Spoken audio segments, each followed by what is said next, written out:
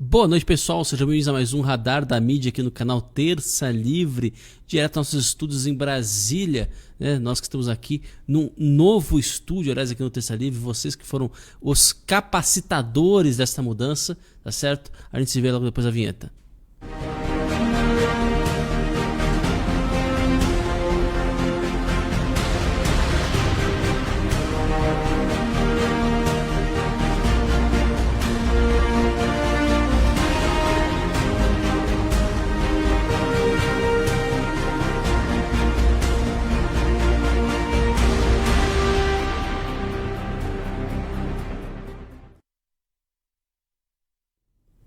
E é isso aí, pessoal, começamos aqui mais um Radar da Mídia no canal Terça Livre, sejam todos muito bem-vindos, né?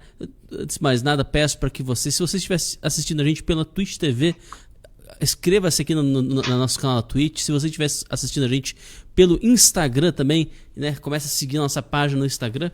E também, se você estiver assistindo a gente, acompanhando a gente pelo Facebook, tá certo? Curta a nossa página no Facebook, compartilhe nas suas redes sociais, mande para as outras pessoas, faça com que as pessoas encontrem, né, o Terça Livre, né? Nós tivemos aí, como a gente já explicou há muitos dias já, né? Tivemos aí um problema com o nosso canal do YouTube. Parece que ele está voltando, mas ainda não voltou perfeitamente, né? Então, estamos vendo aí como é que vai ser essa questão aí. Bom, para esse Radar da Mídia, eu não estou sozinho, estou muito bem acompanhado. Agora, por enquanto, pelo seu Sepúlveda. Daqui a pouquinho também vai juntar com a gente aqui Paulo Figueiredo. Então, boa noite, seu Sepúlveda, como é que vai? Boa noite, caro Ítalo. Estou bem, graças a Deus. Alegria estar aqui outra vez no Radar da Mídia com você e com o Paulo, que logo vai entrar, né? Maravilha. E uma saudação a todos aqueles que estão aqui para nos acompanhar nesse programa do Radar da Mídia e lembrar que o pessoal do YouTube está assim, parece com uma dorzinha de ter que devolver o canal, né? Então devolvendo aos poucos, se você puder, devolvendo aos poucos, né? Aos poucos a gente vai recebendo de volta o nosso canal. O pessoal já na semana passada disse que o pessoal que era membros, né, comentou que na semana passada teria aí já teria tido a sua atividade reativada, né, enquanto membros, né, a contribuição que eles fazem mensalmente voltou a ser cobrada através do cartão de crédito, que é um indicativo, né, de que o sistema dele estaria voltando para a gente. E também teve agora, né, recentemente, né, hoje, mais precisamente à tarde, né, o canal voltou a ser encontrado, né? Quando você entra no canal no youtube.com/tercalivre, você não encontra o canal, não encontrava, né, o canal Terça Livre, né? Tava o sinal de que o canal tinha sido excluído, né? E agora, se você entra pelo canal, você entra no youtube.com/tercalivre, você encontra, né, você encontra o canal de volta, né? A gente já tentou acessar o canal, temos o acesso ao canal, temos acesso tanto ao reserva quanto ao oficial, mas ainda não temos ainda a função de entrar ao vivo, né? De fazer o boletim mesmo ao vivo, como a gente costuma fazer. Ainda não temos essa função, né? No nosso entendimento, né? Só para explicar ao pessoal, nosso entendimento é que a liminar do juiz ainda não foi obedecida. Esse é o nosso entendimento, porque a liminar do juiz deixava bem claro, né, do desembargador, deixava bem claro que o canal deveria ser restituído com todas as funcionalidades, né? Essa funcionalidade, uma das principais funcionalidades, não foi restituída pra gente. Então, por enquanto, né, o YouTube ainda não devolveu propriamente dito o canal pra gente, tá certo? Acho que o Paulo já tá aqui com a gente. Boa noite, Paulo, como é que vai? Boa noite, Ítalo. Boa noite, Sepúlveda. Como é que vão vocês? Boa noite ao pessoal que tá aí nos assistindo. Maravilha, maravilha. Boa noite, Paulo. Vamos começar com uma polêmica que está sendo criada aqui, né? O Riot, Hyatt ou Riot o nome do hotel? Hyatt. Acusa CPAC de utilizar símbolos nazistas em evento. Olha só. comentando o design do palco do maior evento conservador do mundo, o Conservative Political Action Conference, né, também conhecido como CPAC, Hyatt Hotel Corp alegou que o design parecia com uma runa otala nórdica usada pelos nazistas durante a Segunda Guerra Mundial. O evento ocorreu em Orlando, nos Estados Unidos, no último final de semana, né? Enfim, né? Vocês veem aqui a imagem, né? Eu demorei um tempo para achar, né? Para entender do que está sendo comentado ali, né? Mas vocês podem reparar, né? Tem essa runa, né?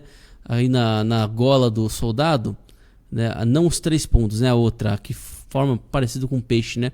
E você percebe que o formato do palco lembra um pouco, né? Ou lembraria um pouco, mas e essa acusação, né? O Paulo aqui, o CPAC estaria usando símbolos nazistas no seu evento. Dá para levar a sério um negócio desse? Eu venho dizendo isso, e na verdade a gente saiu da época do jornalismo enviesado, que era o que a gente tinha antigamente, né, para o jornalismo das fake news, que são as notícias falsas. E a gente entrou, no último ano, a gente entrou no jornalismo das anti-news, né? As notícias, elas não são só falsas, elas são elas são o oposto da realidade. Então, o oposto dos fatos. Então, qual é a meta-notícia aí por trás, né? A notícia é de que o CPAC, uma organização conservadora, uma feira, né, um evento que a gente estava falando, o maior evento conservador do mundo, utilizou um símbolo nazista. Então, a meta-notícia era uma convenção nazista, tá? Que as pessoas que estavam na convenção eram nazistas, pelo menos que a American Conservative Union, ACU, quem o CPAC era uma organização nazista. Tá? Essa é a meta-notícia. Vamos ver o que tinha, quais são os fatos.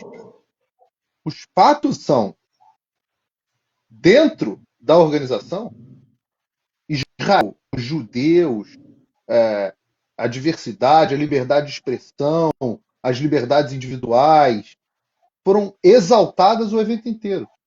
Então, o que você... Vamos lá, vamos tentar aqui pegar algumas aqui características do nazismo, né? A primeira delas, o mais tradicional, o mais característico, é o antissemitismo, né? Todo mundo conhece o nazismo pelo Holocausto, pelos 6 milhões de judeus mortos, pelo ódio que Hitler tinha aos judeus e tal. Então, a primeira característica é o antissemitismo. Aí você olha e fala assim, era um evento antissemitista? Fala assim, todos os dias, você tinha dentro do evento um serviço judaico antes de começar o evento. Todos os dias. Tá? Você teve inúmeros nomes aqui. Eu vou puxar aqui uma cola. O embaixador David Friedman, judeu,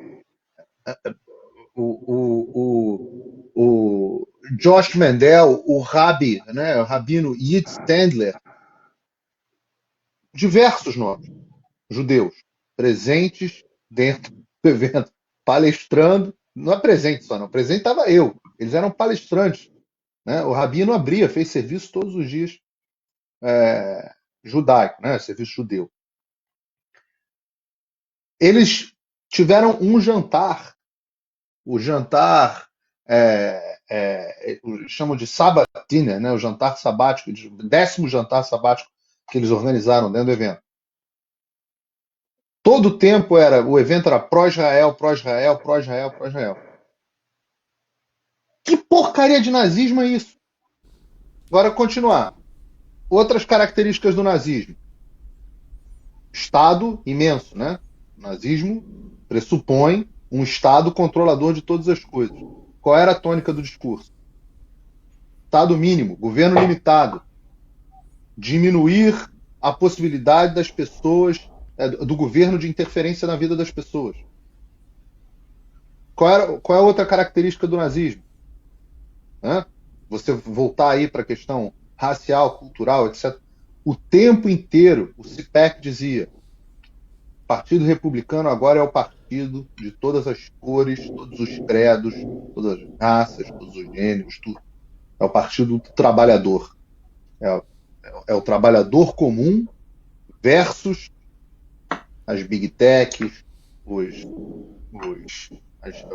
as empresas do Fortune 500, dos bilionários, a grande mídia, o establishment da velha política incrustada, tudo mais. O partido da diversidade, o partido que está cada vez mais diverso, com cada vez mais imigrantes. Você tinha negro palestrando. Um dos palestrantes, um dos professores convidados aí no nosso curso, no curso que eu lancei ontem, Fim da América, um dos professores convidados, o deputado Byron Donald, negro, aqui da Flórida. O Dr. Ben Carson, os nazistas viam o Dr. Ben Carson. Eu não consegui tirar uma foto com o Dr. Ben Carson, eu não consegui chegar para cumprimentá-lo. Porque os nazistas lá da convenção, que convidaram o Dr. Ben Carson para falar, Dr. Ben Carson, para quem não sabe, negro, republicano, grande nome. Outro, Tim Cotton, outro negro, não conseguiam andar de tanta gente. Não é porque não conseguiam andar porque tinha um povo com uma capa branca, com tochas na mão, não. Isso na verdade era do pessoal do Partido Democrata, né? É porque não conseguiam andar porque todo mundo, todos esses nazistas, todos esses supremacistas brancos que estavam lá, queriam tirar foto com os caras. Aí você vem, outra característica do nazismo, característica grande do nazismo, a cultura da turba canceladora, né? A turba que vai lá e te arranca das suas casas, queima os seus negócios, né? Qual era o tema do CPAC esse ano? America Uncancelled, a América descancelada. Esse era o tema do CPAC esse ano. Aí você fala assim, pô, não é possível. O que mais? Outra característica dos governos nazistas: desarmar a sua população. Não é? O governo nazista desarma a sua população. Só quem poderia ter arma no governo nazista é o Estado, né? Os agentes da força policial alemã, né? No caso. Qual era a tônica das grandes defesas feitas por todos dentro do CPAC?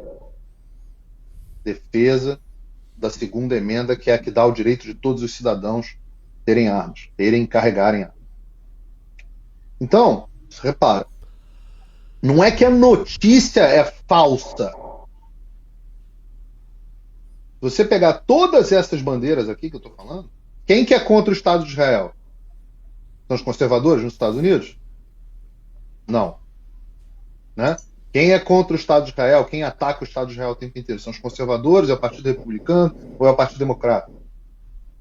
Quem é contra o armamento? Quem é o cancelador? Quem é a favor de um Estado que intervém na vida inteira das pessoas o tempo inteiro? Então, repara, não é mais fake news, não. É anti-news. Fake news foi antigamente, já foi o tempo das fake news. Fake news passou. Agora, a metanotícia é sempre o oposto da realidade. Acho interessante, Paulo, que esse termo metanotícia, né? Porque ela mostra o seguinte: existe sempre uma notícia verdadeira que explica a falsa. Existe sempre uma explicação. A fake news, a notícia falsa, né? Ou a anti-news, né? Anti-news, ela não tá flutuando no espaço, né? Ela não é gerada por uma fonte de entropia que simplesmente não consegue dizer a verdade, né? Existe uma verdade por trás que explica a mentira, né? Então você tem aí um grupo, né, de pessoas, de trabalhadores que vão fazer o seu congresso.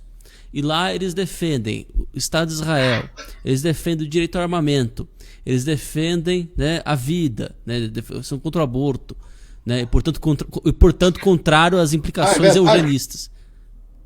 É verdade, esqueci de falar aqui da eugenia, né, das implicações. Bem lembrado.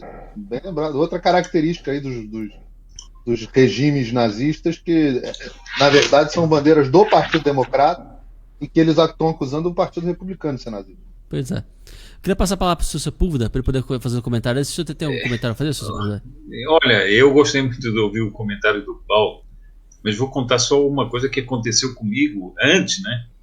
Quando você pôs a fotografia, eu comecei a procura nas paredes onde é que estava o símbolo, né? Porque eu vi aquela gola do nazista em cima e depois daquele oficial em cima e fiquei à procura do símbolo. Até que, por final, olhei para o palco e disse, nossa, parece que é o palco. Agora, isso é tão louco. Quer dizer, você transformar o palco num símbolo já é um negócio completamente louco, né? E é bem o que o Paulo diz. Eu ontem estava conversando com um amigo meu sobre isso. A mídia, ela passou a ser criadora de narrativas. Você não tem mais uma notícia distorcida, como diz o Paulo. Não, você tem uma criação contínua de narrativas. E essas narrativas visam uma meta, que é uma meta ideológica, uma meta de cerceamento da liberdade, uma meta de fim da tão propalada liberdade de expressão, né? Porque a liberdade de expressão é um ícone nascido dos regimes políticos da Revolução Francesa, era uma das bases, e agora está sendo cerceada por aqueles que sempre reclamaram da liberdade de expressão, que é a mídia. Você nota que a mídia se tornou uma máquina de perseguição, uma máquina que trabalha para perseguir uma corrente, digamos, que você pode definir assim, abrangentemente como conservadora. Bom, e tudo isso que o Paulo disse é verdade, quer dizer, tudo o que aconteceu ali dentro foi o contrário, mas não interessa. O palco dá para tirar que o palco tem um formato parecido com aquilo que está na gola do oficial. Quer dizer, você tem a impressão de estar vivendo um mundo enlouquecido, né? Porque você parece estar conversando com um louco, ou está lendo um louco, ou está ouvindo um louco, que é o sujeito da imprensa e que aparece diante de você como se ele fosse um arauto de uma verdade desconhecida dos homens, né? Porque outro dia alguém dizia aí que temos que tutelar as redes sociais, porque a internet é uma terra de ninguém, porque a imprensa tradicional, sim, essa é uma imprensa na qual nós podemos beber as fontes de informação. E está aí esse caso que é patético, simplesmente patético, mas que isso combina com a narrativa da invasão do Capitólio e combina com outras coisas, que é uma narrativa que está sendo usada para tudo. Não se esqueçam que na nota do ministro Fachin outro dia contra o Vilas Boas, ele falava da invasão do Capitólio. O que é que o Vilas Boas tem a ver com a invasão do Capitólio? Nada, mas estava lá. A impressão que eu tenho, né, se você pôr aqui, é lógico, você tem essas narrativas muito loucas, né, muito delirantes, elas perdem tração com o tempo, né? A gente está vendo um pouco da onda conservadora que a gente está vivendo é justamente isso, né? As pessoas vão cansando, né, de ficar o tempo todo sendo alimentadas aí com bobagem, né, com besteira, com coisa que não tem absolutamente nenhum vínculo com a realidade. Mas existe uma parcela da população que já está aprisionada, que essa é a maior vítima dessa história toda, que para onde a lógica se inverte, né? Na verdade, quanto mais irreal é a narrativa, mais convincente ela é. Justamente por quê? Porque quanto mais irreal significa que os fatos não são o critério último de averiguação. Então não importa o que o Trump falou ou deixou de falar. O cara nem sabe, nem lhe ocorre conferir. Nem lhe ocorre conferir. Não importa, né, que existe uma incongruência em você defender Israel, ter vários participantes judeus e ser acusado de nazista, né? Não importa nada disso. O que importa realmente, né, é a narrativa, né? O cara já foi aprisionado nessa forma de pensar, e aí isso aí já, né, para ele já é natural como respirar, né? Então, Ítalo, eu acho que pois não. Ítalo, eu acho que isso é uma das maiores degradações do espírito humano, que é o sujeito não ter mais capacidade de fazer uma análise. E quando você chega e diz o seguinte, mas veja bem, por exemplo, ele ouve tudo o que o Paulo disse aí. Não, mas lá foi defendido isso, lá foi defendido aquilo, lá foi defendido aquilo. Nada disso tem a ver com o nazismo. Ah, mas eles tinham símbolos nazistas. Pronto, e então não adianta você conversar com a pessoa. Ela parece que está aprisionada dentro de si mesma, por uma ilogicidade fundamental. O São Tomás fala muito disso, né, do espírito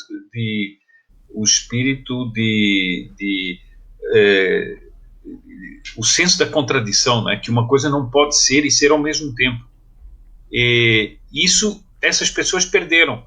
E você vê o seguinte, é inútil falar. É inútil. Agora, isso é uma degradação do espírito humano tremenda. Sem dúvida, sem dúvida. Mas você percebe, Sr. Sepúlveda, que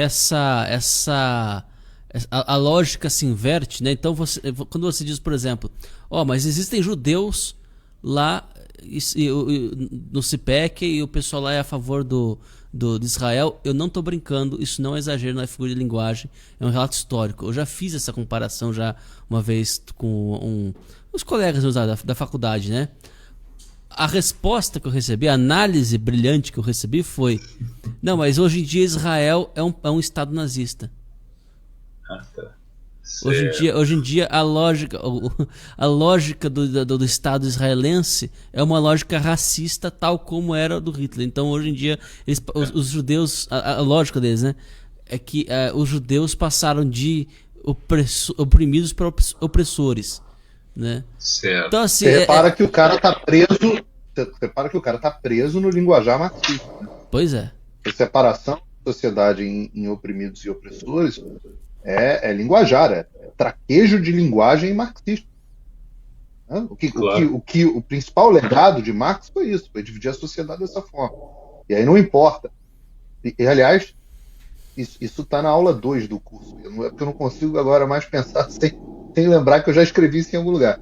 Essa divisão é o grande legado do Marx. E hoje na sociedade aí, que o pessoal gosta de chamar de sociedade pós-moderna, essa divisão não é mais entre classe operária, né, e classe burguesa.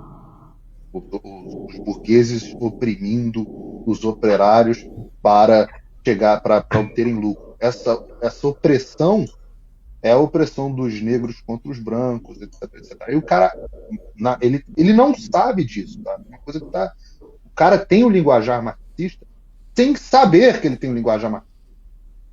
Ele não sabe que tem. Né? O que o Foucault chama da ordem do discurso. Né? Ele não sabe que ele tem.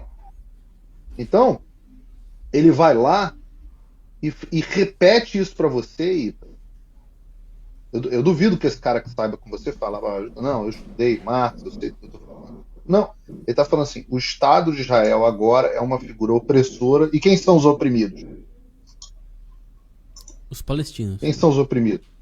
Palestinos. Então, toda a divisão da sociedade é sempre entre opressor e oprimido. Exato, exatamente. Bom, vamos falar de opressores e oprimidos, então. Olha só que interessante, né? Lockdown não deu certo em 2020 e, portanto, não dará em 2021, observa Bolsonaro, né? O presidente da República, Jair Bolsonaro, criticou as recentes medidas de alguns governadores de impor o lockdown à população. Durante um diálogo em frente ao Palácio da Alvorada, nessa segunda-feira, Bolsonaro reconheceu que tal medida não funcionará em 2020 e que, portanto, também não funcionará. Abre aspas. Desculpa aí, pessoal, não vou falar de mim, mas não errei nenhuma, né, medida no combate à pandemia do coronavírus. Não precisa ser inteligente para entender isso. Tem que ter o mínimo de caráter, disse Bolsonaro.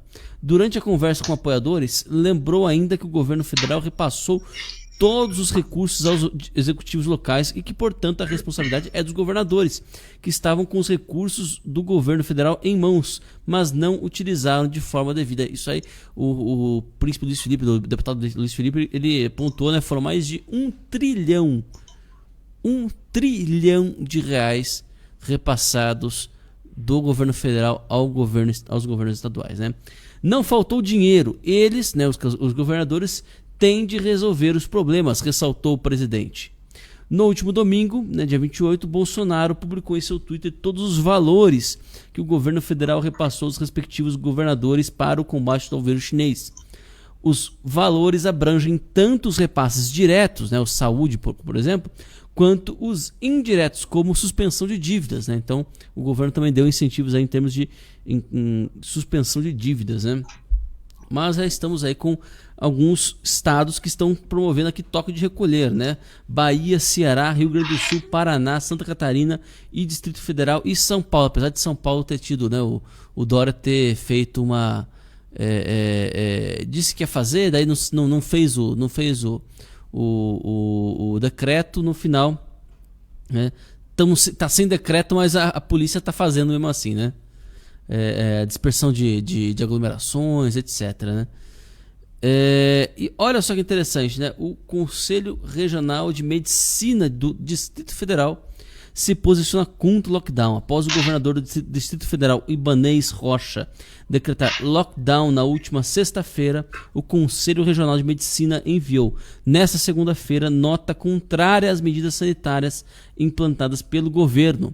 Na nota, o CRM diz que, abre aspas, tal medida já se mostrou ineficaz, condenada até mesmo pela própria Organização Mundial de Saúde. Nas palavras do Dr. David Nabarro, o lockdown não salva vidas e faz os pobres muito mais pobres. O que é o equivalente a dizer o seguinte: o lockdown não salva vidas, pelo contrário, mata ainda mais, né? Porque para um pobre, né, ele perder um pouco da sua renda pode significar a diferença entre a vida e a morte, né? Paulo, mais lockdown aqui no Brasil. Olha só que situação, né, velho? Como é que tá a situação aí nos Estados Unidos? Os lockdowns estão acontecendo? Tá tendo esse distanciamento? Tinha alguém de máscara no CIPEC? Era obrigatório usar máscara? Ou era liberado? Cada um usava se quisesse? Não, era obrigatório porque é o seguinte: a norma aqui no estado da Flórida é a seguinte: o estabelecimento privado, o Hyatt é um estabelecimento privado, é um hotel, tem um dono. O estabelecimento determina as suas próprias regras. Então você não tem uma determinação governamental. Como o Hyatt determinou que a gente tinha que usar máscara, a gente tinha que usar. Era uma coisa meio... a gente finge que usa, eles fingem que verificam, né? Mas teve sim o DC Draino, que é um cara famoso aqui, um polemista na internet, famoso, que foi expulso de um dia porque ele ficou instigando, ele se forçou a ser expulso. Alguém tá rindo pra cacete de alguma coisa. Desculpa, Paulo, que tivemos um quase problema aqui no estúdio. Alguém quase passou na frente, e eu fiz uma brincadeira. Eu fingi que eu tava assustado, mas a pessoa não sabia que eu tava fora da... Eu achei que meu áudio estava fechado, por isso que eu comecei a rir aqui. Pode seguir, Paulo. Não, mas o ao vivo. Segue aí.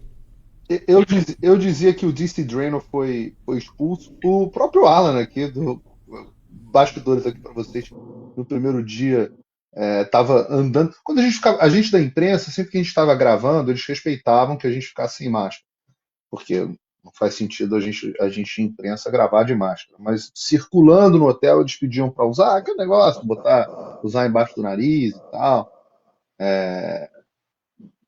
Valia do local. Nas festas, cara, ninguém de máscara. A gente foi numa festa, não vou citar a festa aqui, mas uma festa paralela do evento. Aglomeração a rodo, ninguém de máscara. Ninguém. Vocês lembram? Eu queria lembrar um negócio aqui para vocês. Vocês lembram que falaram que depois do Super Bowl, lembra que teve Super Bowl? Cara? O Super Bowl, para quem não sabe, é a final eu quero abrir aqui os números atualizados. O Super Bowl é a final do campeonato de futebol americano. E vocês lembram que disseram que depois do Super Bowl, o número de casos na Flórida ia explodir, que as pessoas não estavam usando máscara, porque era evento de futebol. Vocês lembram disso? Lembro disso. Se eu mostrar o gráfico aqui para vocês, a Flórida no pico aqui da pandemia, em janeiro, chegou a ter 21 mil casos por dia. Ontem teve 5.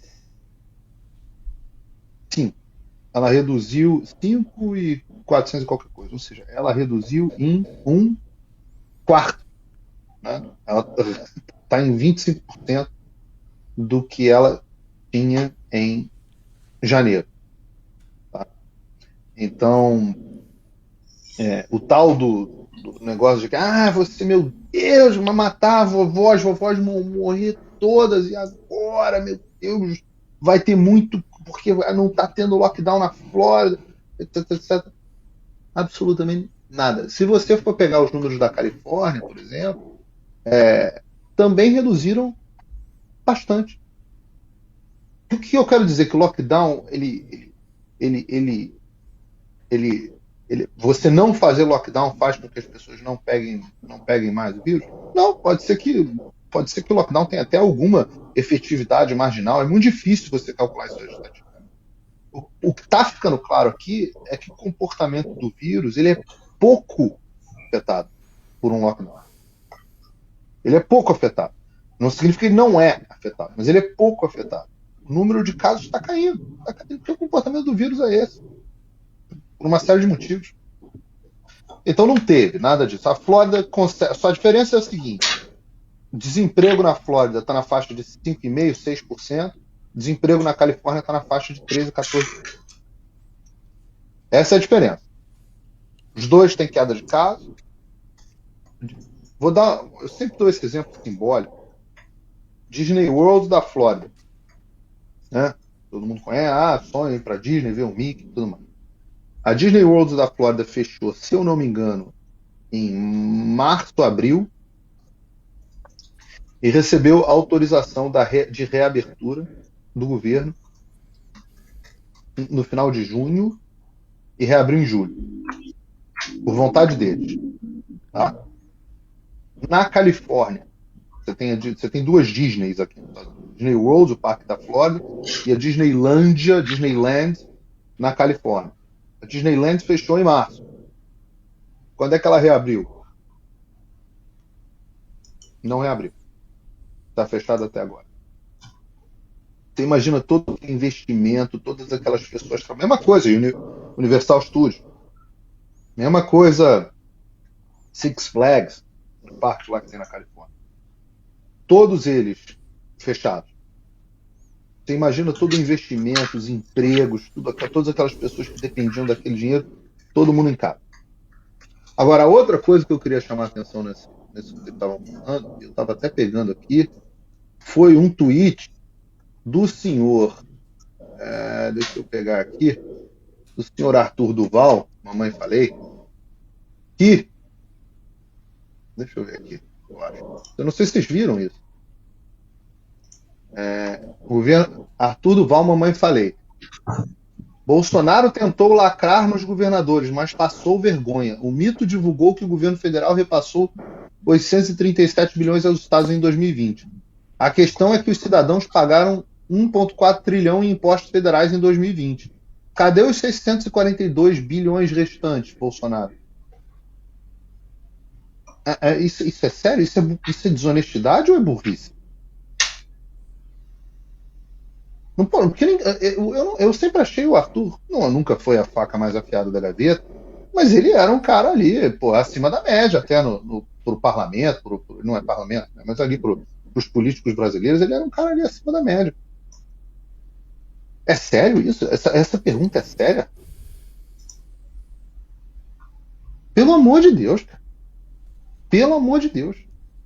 Não pode a desonestidade ir tão longe assim. A desonestidade intelectual.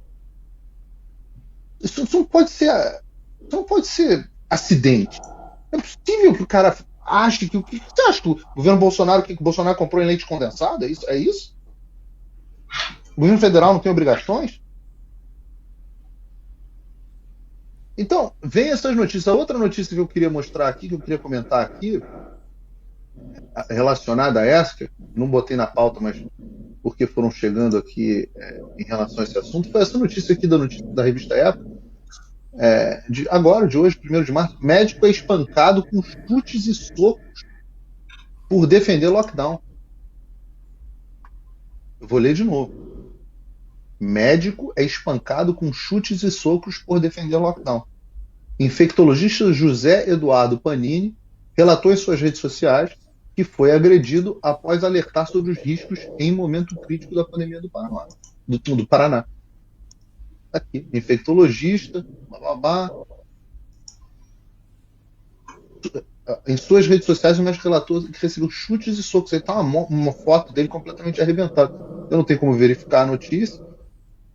Eu sempre tomo cuidado, notícia de rede social e tal. Estou reproduzindo, antes que alguém fale qualquer coisa, uma reportagem da revista Época. Né? Agora, tá aqui. Cara, então, repara, né? A gente volta ao negócio do nazismo.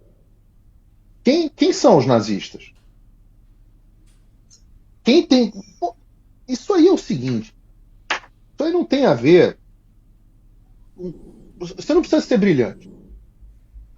Você não precisa ser brilhante. Se você quer dividir a sociedade em opressores e oprimidos, quem são os opressores agora nesse momento?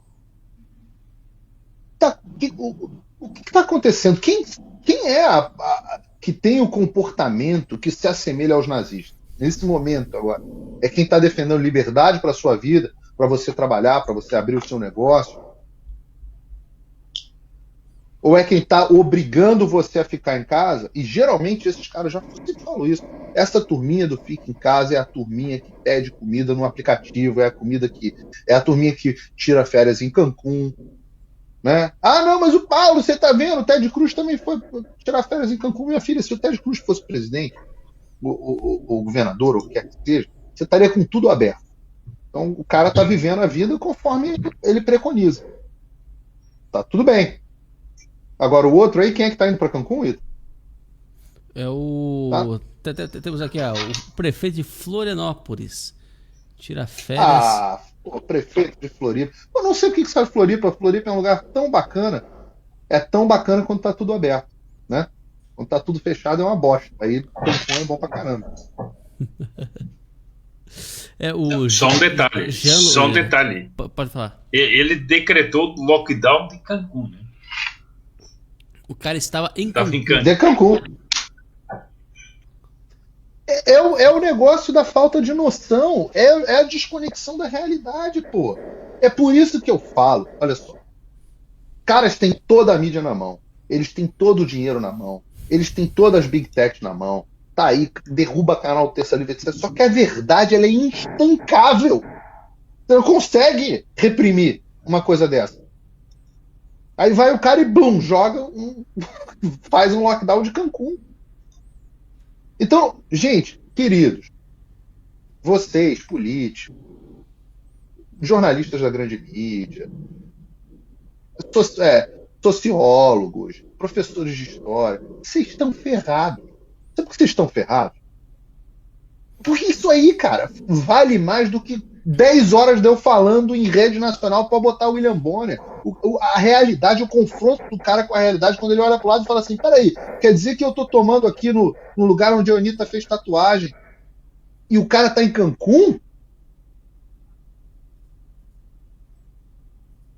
Não é possível. Qual é o efeito disso para a vida das pessoas?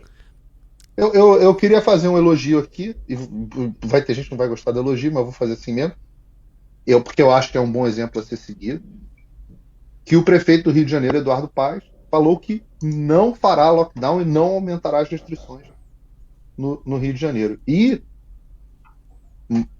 o ponto que eu quero fazer aqui nessa história é que ele diz que tomou essa decisão consultando toda a junta científica lá, porque agora o negócio é essa moda de dizer que é científico, né? O Eduardo Paes adora entrar nessas modas. Ele consultou a junta científica dele lá e a junta científica decidiu que uma cidade que difícil uma cidade ser mais aglomerada que o Rio de Janeiro, né? Mais adensada que o Rio de Janeiro. A junta científica decidiu que lockdown não é uma medida efetiva para o Rio e que é uma medida e que não tem justificativa para aumentar as restrições. Aí eu faço a pergunta que eu levanto aí para você. Como é que os cientistas do Eduardo Paes pensam um negócio e os cientistas do Dória pensam outro, os cientistas do cara de Floripa aí, que eu não sei o nome, pensam outro? Que ciência? Pô, eu achei que o científico era definitivo. Né? Vocês vivem dizendo pra gente que não pode ter discordância na ciência, que quem discorda é anticientífico. Eu pergunto a vocês, jogo a pergunta para vocês.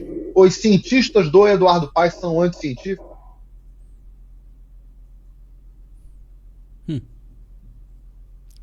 Pois é. É a mesma lógica do Sleeping Giants, né? Fazendo uma nota de repúdio contra os 2.000 médicos que fizeram uma carta preconizando o tratamento precoce, né? Falando do tratamento precoce, né? Aí você vê, até comentando no Twitter, né? Acho que a ironia da situação é muito grande, né? O Sleeping Giants acusava 2.000 médicos de serem contra a unanimidade dos médicos, né? Então você tinha uma unanimidade de médicos que eles fabricaram, e é evidente que você vai ter as dissidências, e as dissidências são tratadas como como algo fora do aceitável, né? Você não tem o sujeito que o médico que do seu ponto de vista médico discorda de uma posição, ele não tem o direito de ser chamado de médico, né? O cientista idem, assim por diante.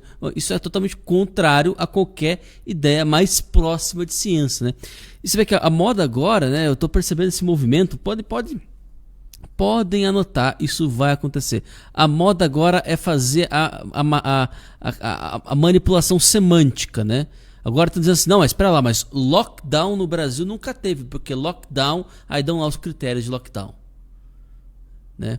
Como querendo dizer o seguinte, assim, bom, já que a gente está chamando de lockdown tudo que está acontecendo aí, ao dizer que lockdown nunca existiu, você passa a impressão, pelo menos no argumento, de que todas as medidas foram absolutamente inócuas, né? Ou seja, não houve efeito nefasto nenhum, né? Dizendo o seguinte, olha, tá vendo? Ó, então nós não tivemos lockdown, né? As pessoas não respeitaram, então logo, né? Corolário disso que esforços e corolário as pessoas estão vivendo normalmente esse último ano, né? Não houve comércio fechado, não houve cirurgias eletivas que foram adiadas, não teve gente aí com câncer que não conseguiu seu tratamento, não teve gente aí com problema renal que não conseguiu seu tratamento, né? E assim por diante. Nada disso aconteceu, por quê? Porque dada a definição de lockdown que eles criaram, né?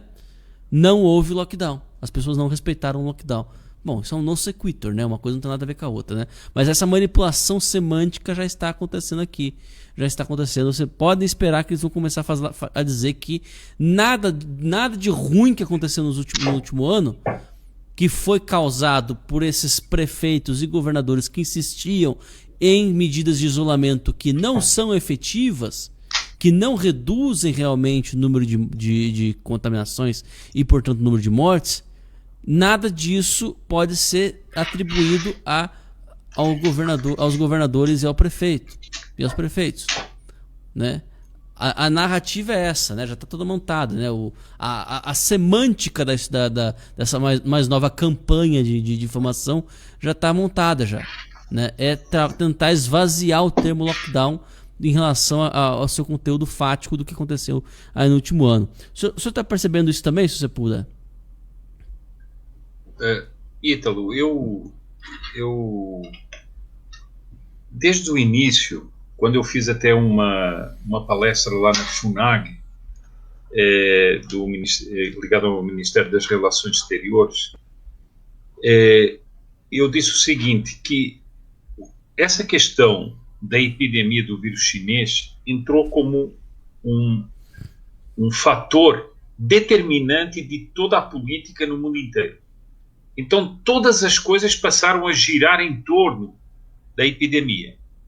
E você vê que aqui no Brasil isso é visível quando você vê que há uma guerra política montada em cima da epidemia.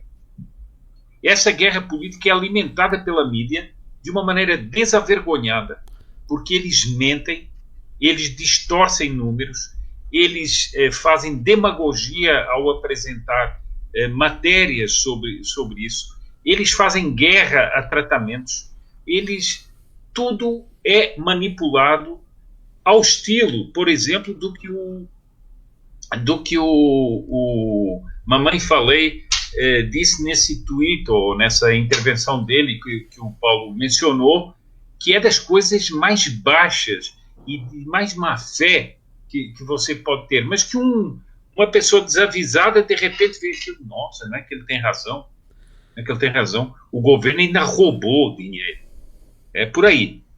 Bom, agora, o que é que eu vejo a respeito do que está acontecendo nesse momento? Para mim, é claríssimo que está havendo uma articulação política manipulando a questão do combate ao coronavírus e do combate à epidemia, de prefeitos e, sobretudo, de governadores que querem sabotar o governo para criar um caos no país. Esse caos está sendo criado efetivamente. Eu já falaria um pouco do caos legal em que o país está afundando. Mas eles estão criando um caos social, político e um caos econômico, porque eles estão quebrando empresas, pequenas e médias empresas, estão roubando empregos de pessoas, estão lançando o país e depois vão para as redes sociais dizendo que o Bolsonaro é culpado do caos social e do caos econômico em que o país vai afundando. É das coisas mais criminosas que eu já vi. Literalmente criminosas, porque isso é crime contra a população. Contra a população que está sendo vítima dessa manipulação. Nós todos sabemos que o Covidão é uma realidade. Foram apresentadas denúncias, a Polícia Federal chegou a falar em um roubo de 60% dos fundos enviados pelo governo federal aos estados e municípios, 60% teriam sido desviados. E você vê um comportamento que corresponde a uma operação política. Todos esses governadores abriram hospitais de campanha, muitos dos quais foram denunciados por roubo, roubo em materiais, roubo... aliás, um médico no Ceará me dizia que o grande roubo foi no material descartável, porque não havia como controlar, não é? Mas essa operação depois levou esses mesmos governadores a desmontarem os leitos que tinham sido adicionados de UTI para depois causar um caos na saúde com a superocupação de UTIs. Todo mundo sabe que essa superlotação existe todos os anos a propósito de vários surtos de doença. Isso não é uma coisa do momento. Mas tudo está sendo manipulado para dar ideia de um caos sanitário que não é a realidade. Eu conversei agora no Nordeste, no Ceará, com muitos médicos que trabalham em hospitais, em UPAs, e eles dizem que a realidade não é essa realidade que está sendo difundida pelos governadores e pela imprensa. E a chantagem é uma chantagem que quer mais dinheiro, no fundo, do governo federal, né, para haver mais possibilidade de corrupção. Mas aqui existe um problema que eu acho que é mais profundo e que é uma coisa que me tem assustado. Eu tenho conversado até com pessoas ligadas ao direito, que é o seguinte: o Brasil está afundando num caos legal, numa anarquia legal. Eu tenho aqui, assim, não vou ler agora toda a nota dela, mas a juíza Ludmila Lins Grilo, ela escreveu no canal dela uma nota longa sobre como o toque de recolher não pode ser decretado por ninguém. Mas por ninguém. A não ser pelo Presidente da República. E o toque de recolher só é possível em estado de sítio. Bom, como é que você tem neste momento governadores decretando o toque de recolher? Qual é a autoridade constitucional que eles têm para isso? Nenhuma. E você vê uma inércia total, por exemplo, do Ministério Público. Onde é que está o Soares? Quer dizer, isso é uma violação da ordem constitucional a mais grave possível, que é governadores decretarem toque de recolher e não acontece nada. Há uma inércia. Bom, para mim, e isso aqui eu sei que é uma opinião, é uma análise que eu estou fazendo, ninguém é obrigado a concordar com isso, mas para mim isto caminha para uma secessão branca no Brasil, que é um sonho de muita gente há muito tempo, que é criar um tal caos legal que você passa a ter estados vivendo sobre a lei própria. E a população fica indefesa diante dessas arbitrariedades. Eu sei que já foi dado hoje de manhã, mas você tem aí uma notícia que em Araraquara, o petista que governa Araraquara, que até se pensou que ele poderia ter sido candidato à presidência depois da Dilma, era o que o PT queria, o sujeito está fazendo uma tal loucura que ele está fechando até supermercados. As pessoas não podem comprar comida. Tem gente passando fome, segundo as notícias. Eu pergunto o seguinte, isso é apenas uma demência ou isso é um crime político? Alguém acredita que isso está tirando casos de Covid? O problema é o seguinte, essa gente conseguiu a capa de proteção que precisava, porque cada vez que você vai em cima deles, não, estamos combatendo o vírus, estamos defendendo as vidas. E o Brasil vai afundando nesse caos legal, nessa anarquia legal, que, a meu ver, é gravíssima. Por exemplo, a Ludmila, a juíza, voltou também a dizer aqui, o artigo 5 da Constituição Federal assegura o livre exercício dos cultos religiosos, considerando inviolável liberdade de consciência e de crença. Trata-se de cláusula pétrea, não podendo ser suprimida nem por emenda constitucional, muito menos por lei ou por decreto. Ora, nós temos decretos determinando isso, decretos estaduais e municipais. Agora, o que você põe-se na cabeça de um brasileiro comum, uma pessoa que não está ligada na política, etc. É o brasileiro comum que trabalha, que paga os seus impostos, tem sua vida de família, etc. Ele vê que a ordem do país está sendo completamente subvertida. Estão se dando ordens absolutamente ilegais. E ninguém vem em defesa dele. O que está acontecendo no Brasil? Para mim, eu acho que o que essa gente está articulando é uma desintegração do tecido social e do tecido político também. E isso, a um certo momento, pode dar um conflito de populações desesperadas. Agora, essas populações têm uma impressão. O poder mais alto no Brasil parece estar inerte. Perfeitamente. Ninguém vem em defesa do cidadão. Eu queria aqui lembrar uma coisa, Ítalo, se você me permite, que é o seguinte. Todo mundo se lembra da famosa reunião ministerial que foi vazada, no fundo, pelo ministro Celso Mello, e em que o presidente da República, com toda a ênfase, dirigindo-se ao Sérgio Moro, dizia o seguinte: eu não quero brasileiros sendo presos, eu não quero não sei o quê. Ele dizia isso, todo o país assistiu a isso. Ora, esses fatos estão ocorrendo agora. Onde é que está o ministro da Justiça? Ainda há pouco eu estava vendo um homem numa cidade que tinha uma sorveteria, abriu a sorveteria, sendo brutalmente preso. Enquanto os presos estão sendo soltos das cadeias.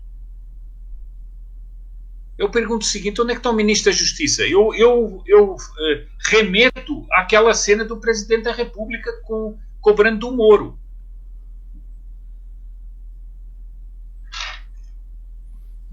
Perfeitamente, José Puda. De fato. Você quer comentar alguma coisa, Paulo, sobre essa o José Puda deu uma boa né, explanação aqui sobre a questão do caos jurídico que está se formando no Brasil, né? Eu tenho tido essa percepção já há algum tempo também, né? Que há uma contaminação de fundo, né, que me parece, né, no judiciário brasileiro, porque o judiciário brasileiro, a impressão que me dá é que eu penso o judiciário, né, o Ministério Público, né, e Companhia Limitada, já não operam mais com aquele zelo que havia, né, algumas décadas atrás, né? Você pegar, por exemplo, decisões aí de ministros de 50 anos atrás, ministro do STF de 50 anos atrás, você vê ali uma preocupação legítima, né, de manter a Constituição, né? Parecia a alta corte americana, né? Hoje em dia isso se perdeu completamente e você não resolve isso com lei. Acho que isso é importante destacar, né? Você não resolve isso com uma lei a mais, né? Pode passar uma PEC, pode passar uma lei, pode passar o que for, né? Porque é justamente o guardião da lei que está corrompido. Isso não é o tipo de coisa que você resolve não é um problema que surge do dia para a noite e não se resolve do dia para a noite, porque é um problema cultural, né, Paulo? É um problema de mentalidade mesmo, né?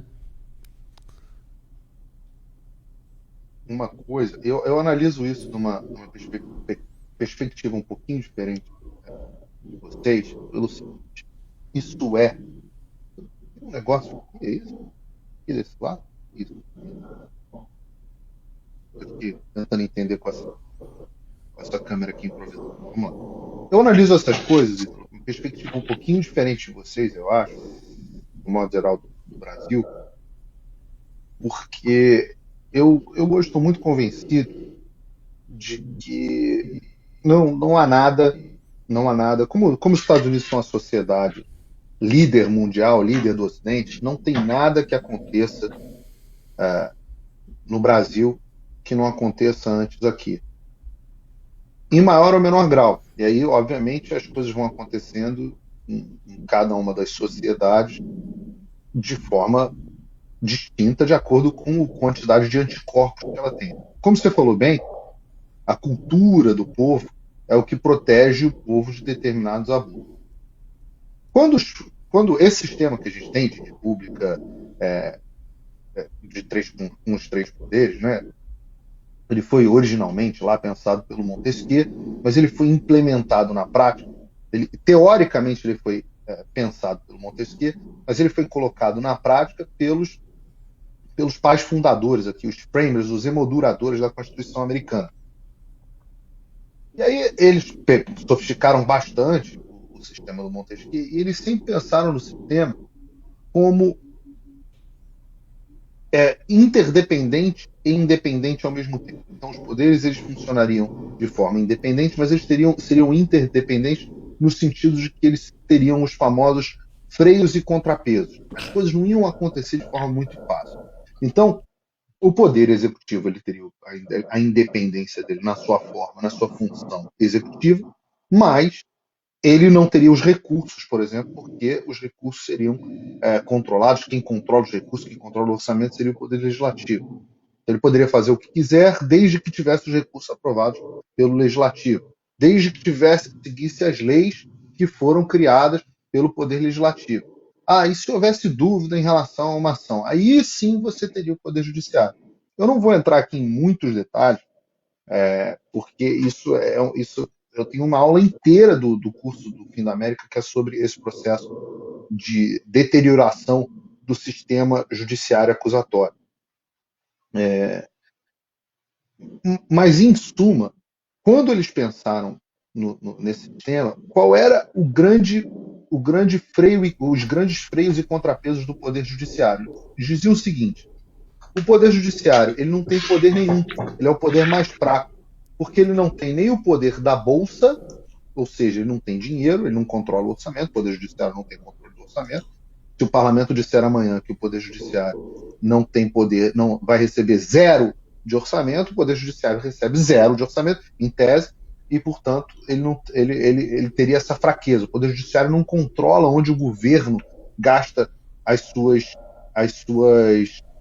seus recursos. Né? Os únicos malucos que acharam que o Poder Judiciário podia controlar os seus recursos eram os juízes da Lava Jato e os procuradores da Lava Jato, que entenderam que o fundo do dinheiro recuperado pela Lava Jato, eles iam decidir onde é que seria gasto. Né? Mas isso fere o próprio conceito original de concepção de república como a gente vê. Né? O Poder Judiciário não pode ter o poder da Bolsa. E recentemente o STF acabou numa decisão acertada, acabando com essa sandice. Mas eles também não têm o poder da espada, que é o poder da força física, é o poder da ação, é o poder da execução. Quem tem é o poder executivo. Então, quando o Alexander Hamilton escreveu sobre isso nos Federalist Papers, né, os documentos originais de fundação dos Estados Unidos, ele falou o seguinte: o poder judiciário é o mais fraco dele todos. O poder judiciário é perto de nada. Por que eles diziam isso? Porque não tinha o poder da espada, não tinha o poder da bolsa, e qual era o contrapeso, né? O freio maior? O freio maior é que ele estaria preso. Ele estaria preso sempre à lei. Então você repara que você tem poucos mecanismos para o executivo agir em cima das ações do judiciário. Você aqui, no caso criminal, você tem os perdões presidenciais e só. Né? O presidente ele não pode nem demitir um juiz. Uma vez que o juiz entra no cargo, ele é vitalício. Né? Ou pelo menos até a idade de aposentadoria. Aqui é vitalício. O parlamento pode fazer muito pouco. Isso começou a mudar, e eu, de novo, não quero me estender aqui nesse ponto, mas é um ponto muito importante. Isso começou a mudar na década de 50 na academia americana. Década de 50. Em 1960 e 1970, você começou a ver as primeiras decisões grandes. De novo, não quero entrar em detalhe, mas a primeira grande decisão foi Brown versus Board of Education, que foi o primeiro caso de ativismo judicial. Isso não era nem pensado no Brasil. Aí depois você tem Roe versus Wade, que foi a decisão que legalizou o aborto, que foi o maior genocídio da história, foi cometido pelo Poder Judiciário. 60 e poucos milhões de crianças assassinadas pelas suas mães dentro do seu ventre. Isso foi sancionado pela Suprema Corte dos Estados Unidos. Mais do que qualquer ditador tirânico. Então, de lá para cá, o ativismo social, o ativismo judicial, como uma escola de pensamento, ele vem avançando muito. Harvard, aqui nos Estados Unidos, é uma escola simbólica. O Rawls, como pensador da justiça como instrumento da justiça como instrumento de justiça social, e não mais como justiça, aquele valor transcendente. Né? Porque justiça é um valor transcendente, é uma coisa que está além de nós. Não, justiça social. Então, você desfazer uma opressão em cima de um oprimido. Né? De novo, linguajar marxista incrustado dentro da sociedade. Então, estou dizendo tudo isso porque, uma vez que o sistema judiciário e acusatório, né? Porque o judiciário, o Ministério Público, polícias, etc., uma vez que eles se libertam das amarras da lei, não tem mais corrente. Acabou. Eles não têm freio, não têm contrapeso. O que eles podem? Eles podem tudo. Podem tudo. Podem tudo. Então, não adianta. Eu vejo, eu juro para você, cheguei a comentar no meu Twitter na semana passada. Eu vejo o parlamento discutindo a tal da PEC da imunidade ou PEC da impunidade, né? Dependendo de quem quer chamar como. Aí eu falo assim, não é possível que esses caras sejam tão burros. Não é possível. Porque você já tem o artigo 53 na Constituição. Não dá para ser mais amplo do que isso. As proteções constitucionais são muito amplas para os deputados. Foram feitas num momento onde o pessoal ainda tinha medo da fragilidade do restabelecimento dos governos civis no Brasil. Então eles foram muito amplos. A hora que o deputado era inimputável por quaisquer das suas opiniões. Só podia ser preso em flagrante. A Câmara tinha que rever a prisão. Então as proteções constitucionais são muito grandes. Aí o que eles fazem? Eles abrem mão dessas proteções.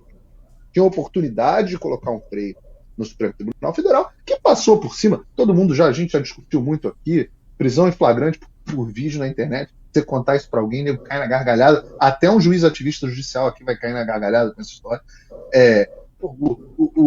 A vítima, de novo, sendo a investigadora, a julgadora e a acusadora.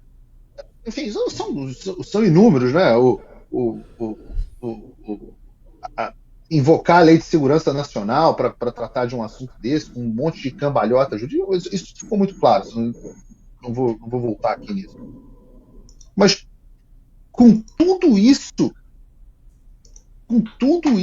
os caras vão lá e falam assim, não, será que se a gente criar uma lei nova, aí agora os caras vão respeitar a gente? Não, meu filho, a lei que você vai criar não serve pra nada, pô. Não é possível que você seja tão burro. O cara não respeita a Constituição. Que a Ludmila Grilo estava falando agora. O cara não respeita a Constituição para prender ninguém. Não respeita a Constituição para prender um deputado. E quando você teve a oportunidade, senhores deputados, de colocar um limite, de falar, opa, aqui é o limite. O limite deveria ter sido colocado, primeiro, pelo presidente da República lá atrás. Sempre defendi isso. O presidente da República não deveria ter obedecido e acatado decisões judiciais inconstitucionais, interferindo no poder dele. Não teria acontecido nada. Garanto a vocês. Segundo, os limites deveriam ter sido colocados, como disse bem o presidente lá naquela reunião ministerial, deveriam ter sido colocados quando as liberdades individuais foram violadas. E o ministro da Justiça à época, o senhor Sérgio Moro, não fez nada.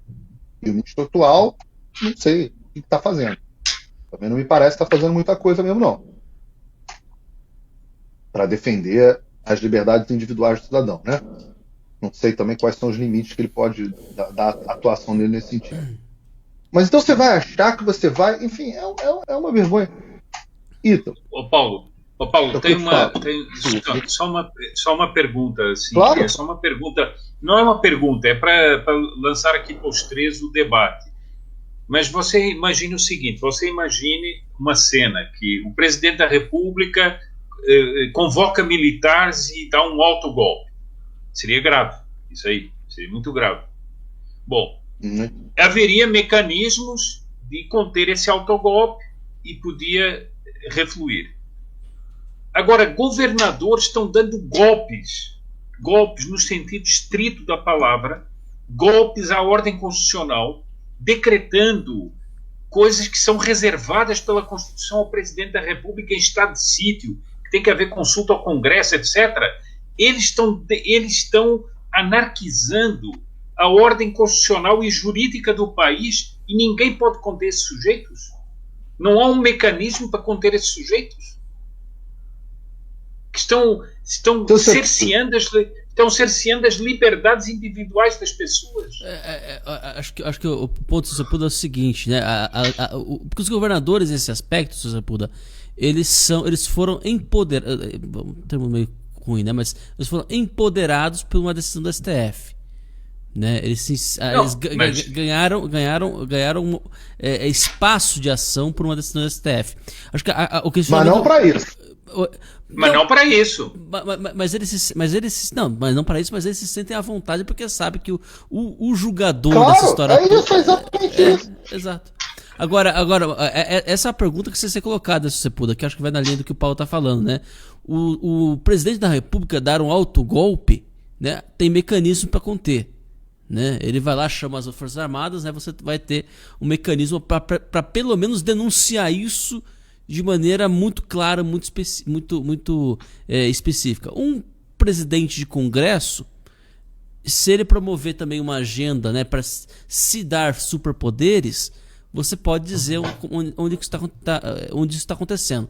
Agora, o STF decide que pode decidir as coisas, né? Então o Alexandre de Moraes vai lá e toma uma decisão sobre o Ramagem, né? Aí, bom, claramente é inconstitucional essa decisão. Quem que é a corte que vai julgar se é inconstitucional ou não? O próprio STF.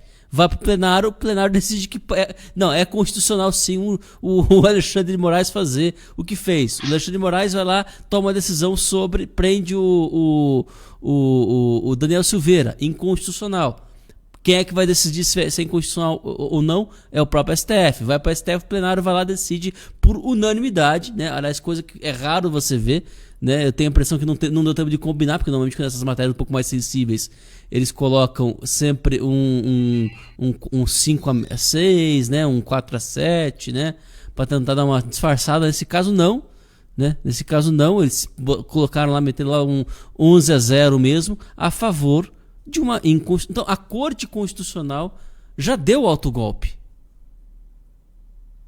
A Corte Constitucional ela já deu autogolpe. Né? A Corte Constitucional ela já decidiu que ela pode ir, na prática, além da Constituição e contra a Constituição. Porque Constituição já não é mais o que está escrito. Constituição é o que eles dizem que é. E quando você tinha, até anos atrás, você tinha, né, a fragilidade na prática da Suprema Corte, né? Quando Montesquieu formou esse esquema de 3 poderes, né? Por que o STF não pode, por que o juiz não poderia decidir que ele é o rei, né? Por que numa divisão? Porque na prática a decisão era nula, porque existia a realidade por trás, né? O rei tinha o poder na sua mão, né? Para evitar que uma decisão insana fosse a cabo. Hoje em dia não há mais mecanismo de moderar uma insanidade do poder.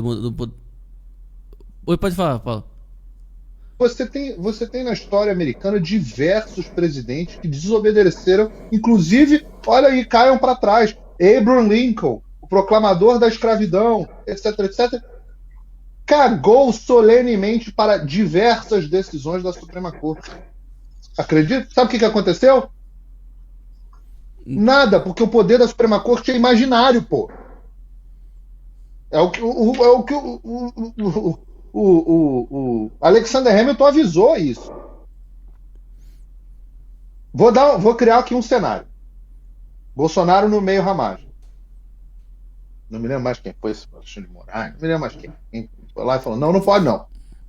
Torna nula a nomeação. O presidente no dia seguinte fala o seguinte: não, desculpa, não reconheço decisão monocrática, está havendo uma interferência de uma prerrogativa que eu tenho constitucional, manda para plenário, eu não reconheço a decisão, Ramagem vai trabalhar amanhã. Publica o Diário Oficial, senta na cadeira e trabalha. E aí, o que vai acontecer? Vai mandar prender o Ramagem? Vai mandar prender o presidente? Vai fazer um impeachment? Se o presidente tiver base, não cai. Entendeu? O poder é imaginário, pô. Eu não estou falando de mandar cabo, soldado, etc. Não. Reparem, eu não estou falando aqui de dar um golpe, não. Eu estou falando de cumprir a Constituição. É o oposto. Eu estou falando de impedir uma medida autoritária e ilegal. Não tinha outra alternativa. Se tivesse feito isso, estava governando sem problema até agora. Não. Você dá uma só no início e aí daqui você não passa, cara. Aí o tom é outro. Mas não. Foi lá muito mal assessorado, como é muito mal assessorado, continua sendo muito mal assessorado. Lamento dizer isso. Muito mal assessorado. Foi lá e falou: não. Vamos fazer uma composição, não sei o quê. Composição caracu, onde ele entrou com a cara. Perdão, o outro entrou com a cara, ele entrou com o resto. O STF entrou com a cara, o presidente entrou com o resto. Entendeu? Essa foi a composição. Então, olha só, de novo. Esse caso que vocês estão vendo, se você pudesse estar falando, eu não tenho como. É um filme que eu já vi. O que aconteceu nos Estados Unidos nesse ano nas eleições? O pessoal fica falando de fraude, fraude, fraude. Eu falo, cara, muito pior do que fraude. Aliás, o Trump falou isso ontem. Aliás, o juiz Clarence Thomas, o ministro, né, Justice Clarence Thomas, falou isso na semana retrasada. Eu não estava aqui, estava de férias. Mas ele falou. O que foi o mais sério nessa questão do processo eleitoral? Juízes e secretários de estados e justiças locais decidindo por ativismo judicial mudar as regras das eleições. Pô, mas a Constituição é clara, diz que as regras da escolha dos eleitores do colégio eleitoral cabem aos legisladores estaduais.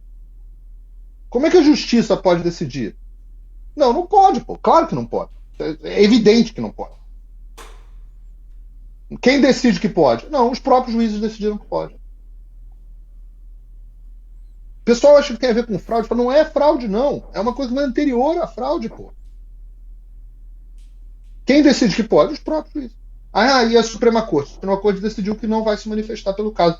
Então, Paulo, você não pode acusar a Suprema Corte de estar sendo ativista porque ela decidiu que não vai se manifestar. Eu falo, você é um idiota se você acha isso.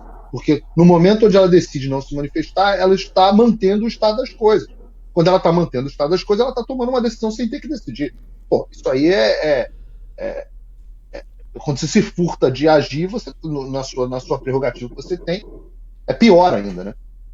É pior. É um caso de ativismo sem atividade, sem o polo ativo. É uma estratégia, pô. Isso é só uma estratégia. Você deixa rolar porque tem o resultado lá que você quer.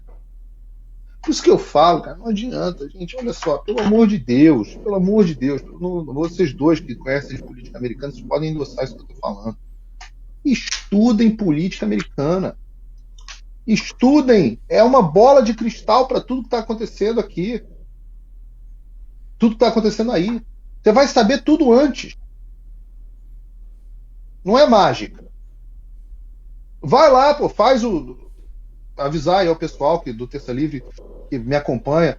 Lancei ontem à noite, na verdade o lançamento aberto para o público, ontem à noite foi para os pré-inscritos, lançamento aberto para o público hoje, o curso Fim da América. Uma das aulas especificamente é sobre juristocracia e deep state, porque as coisas estão ligadas, né? As coisas estão ligadas. Se você não percebeu nos diálogos lá do Dallagnol, com Moro e companhia, se você não percebeu que juristocracia e deep state estão ligados, você não está prestando atenção. Eu quero explicar isso. As coisas são difíceis de explicar assim no ar. Preciso explicar com princípio, meio e fim, fonte bibliográfica, etc. Então vai lá, www.fimdaamerica.com, faz o curso, entra no curso, você vai aprender sobre valores americanos, educação, o que está acontecendo com as escolas, o que está acontecendo com as universidades, religião, o que está acontecendo com a religião, os ataques da religião. O seu público a gente entrevistou ontem no CIPEC, eu entrevistei para o curso o padre Frank, e agora eu esqueci o sobrenome dele, ele é o maior Pavone. Frank Pavone. Frank Pavone. Que cara legal, seu Sepúlveda. Falamos de Papa, falamos de aborto muito, falando sobre essa questão que a gente sempre discute aqui, como é que pode um católico votar nos democratas hoje em dia. Ele celebrou todo dia no CIPEC, seu Sepúlveda, tinha uma missa, assim como um serviço judeu e um serviço protestante, uma missa de abertura. E o Frank Pavone era quem celebrava a missa. E eu fiz uma entrevista com ele bem longa. Gente boa, que padre maravilhoso. Gostei muito. E ele é um dos maiores ativistas, né, aqui contra o aborto. O aborto. É a grande área de militância dele, que se eu fosse padre também seria a minha grande área de atuação. Não tem nenhuma urgência maior do que beber sem vacinar. E essa é uma característica do curso, né? Que eu dou a aula inicial, teórica, sobre os temas, e aí depois entra um professor convidado que é sempre um entrevistado desse gabarito.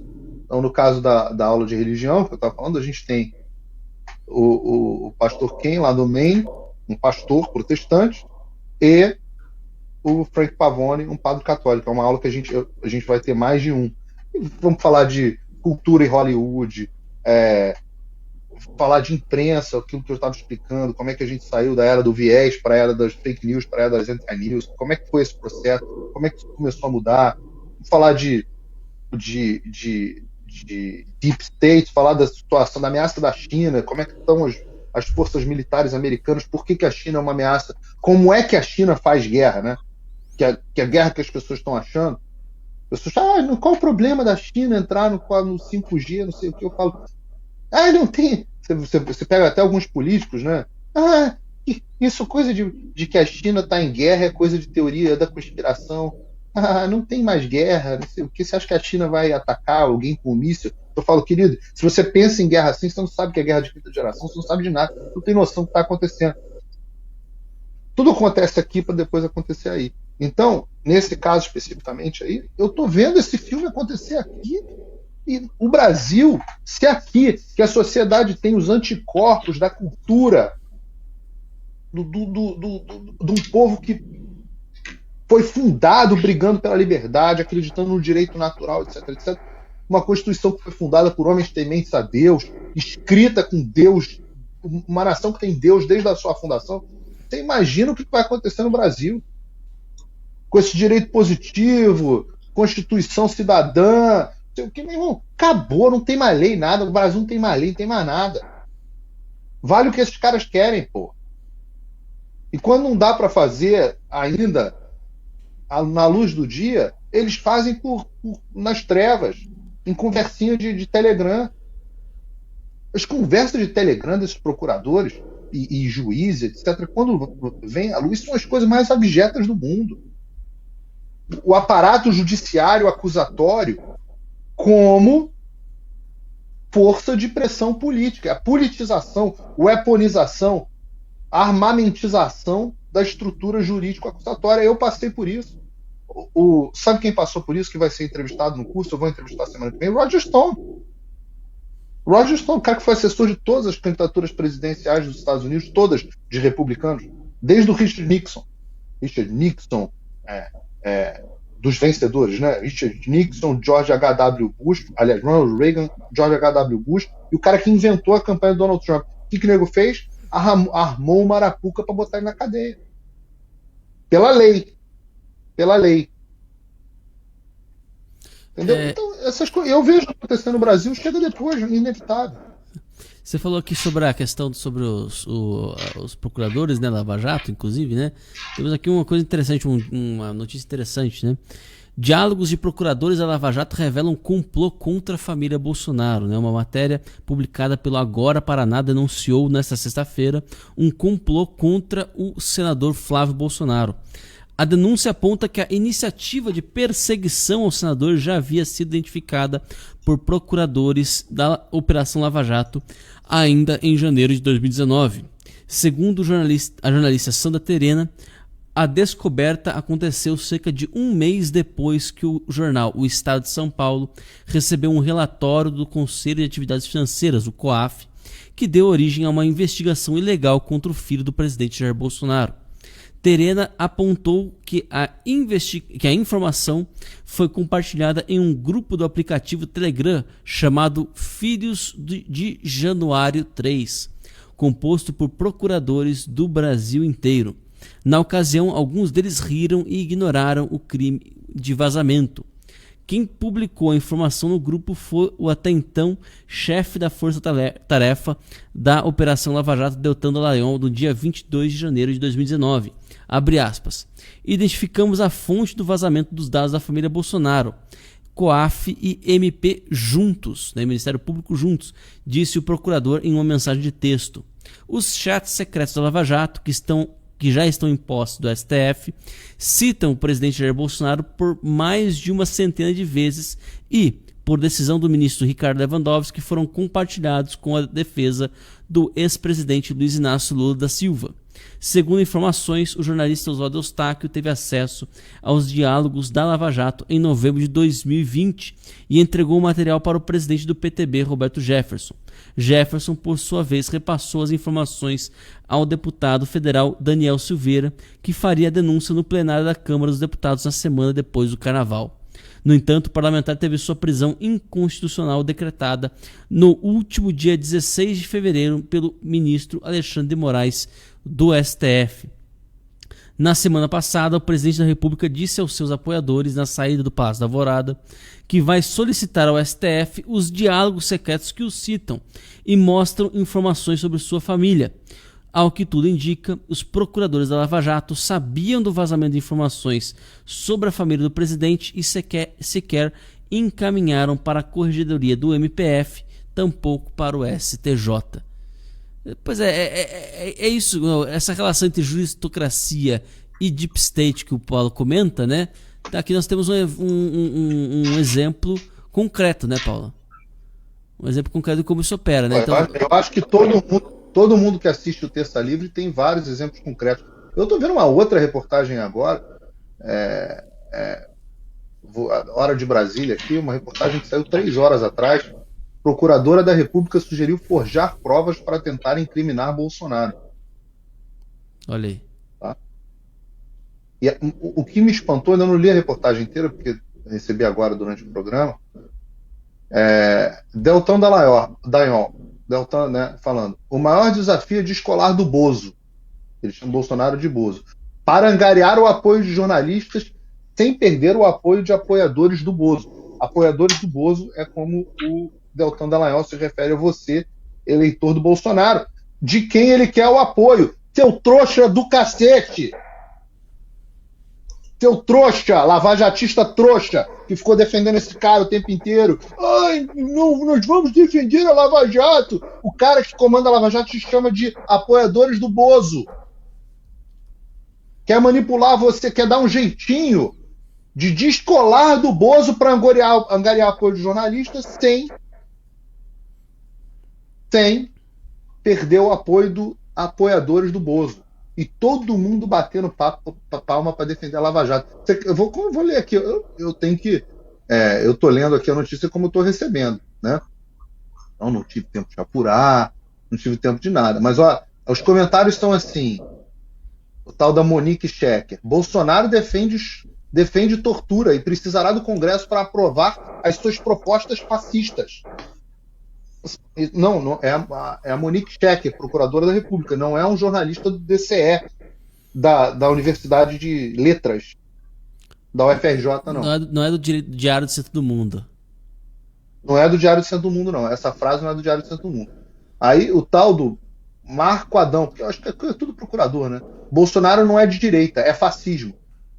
Aí o outro, J. Carlos Júnior, não sei o que, Fábio: Bolsonaro é a direita da escória da ditadura militar. Não, Bolsonaro é a escória da ditadura militar. Aqueles que queriam Pinochet no Brasil. Aquilo que o Geisel chamava de bolsões revolucionários sinceros mais radicais. É o pessoal que queria matar a Rai, JK, Brizola e todo mundo. Mataram os 3 líderes da Frente Ampla. Cara, isso aqui, velho, é papo de... Eu não sei o quão de esquerda. Não tem diferença. O chat da Jandira Fegali com a Manuela Dávila não é diferente disso aqui. O tal do Mário: impossível alguém com o mínimo de boa fé, para não falar de inteligência, desassociar Bolsonaro do fascismo. Ou seja, você, eleitor, é burro. Os alemães negavam... Aí o outro, tá? Lívia Tinoco: os alemães negavam o caráter fascista e nazista de Hitler. Não, tudo é Bolsonaro Hitler, cara. É um negócio de uma... Luísa, não é não. O fenômeno veio delineando. Se devemos classificar Bolsonaro como fascista, neofascista, protofascista ou autoritário, modelo tupiniquim. Essa é a discussão. Essa é a discussão, velho. Essa é a discussão. Cara, eu não sei, tem que olhar aqui, tem que apurar e tal. Eu mandei aqui no grupo, Hora Brasília, a notícia está saindo, publicado 3 horas atrás. Eu não sei, eu torço. E aí tá aqui, tá aqui dizendo de onde é o chat. Chat Terra de Brutos, 2015. Monique, estou num evento de. A tal da Monique Check, estou num evento de peste e encontrei com um professor da UERJ. Falei com ele e a problemática do caso Bolsonaro no STF. E ele disse que se a gente quiser, ele faz um parecer dizendo que o dano. Olha isso! Que o dano à estação ecológica nada tem a ver com a questão da quantidade de peixe. Você acha interessante? Posso expedir um ofício a ele para depois mandar o parecer. Meu Deus do céu! É mole? Aí, a denúncia não tem nada a ver com dano, mas enfim, como a Carmen Lúcia falou em significância, talvez seja uma boa. 2015, o professor disse da UERJ disse que os danos não têm relação exclusiva com a biomassa, ou seja, quantidade de peixe pego. É o Marcos Bastos, ele é diretor do Instituto de Biologia da UERJ. Acho que tem muito peso. Cara, sei, alguém tem que apurar isso aí. Eu tô, de novo, não sei se a notícia é verdadeira. Não abri o arquivo original para ver o chat, mas se for, isso não é um chat normal. Mas se não for verdadeiro, Paulo, como dizem os italianos, né? Se não é vero, é ben trovato, né? Então... Porque não é o primeiro, né? Exato. Não é o primeiro. É tudo aqui, Filho de Januário, Inter Scamming, tá aqui os grupos dele. Já parceiros, MPF 10 medidas. Lembra das 10 medidas? Você tá acompanhando o texto, lembra como você estava de bom coração, falando assim, eu quero um Brasil menos corrupto, eu vou apoiar as 10 medidas do Dallagnol, eu vou apoiar o Moro. Você sabe o que você caiu nessa? Que você quer menos impunidade no Brasil. Claro, está correto.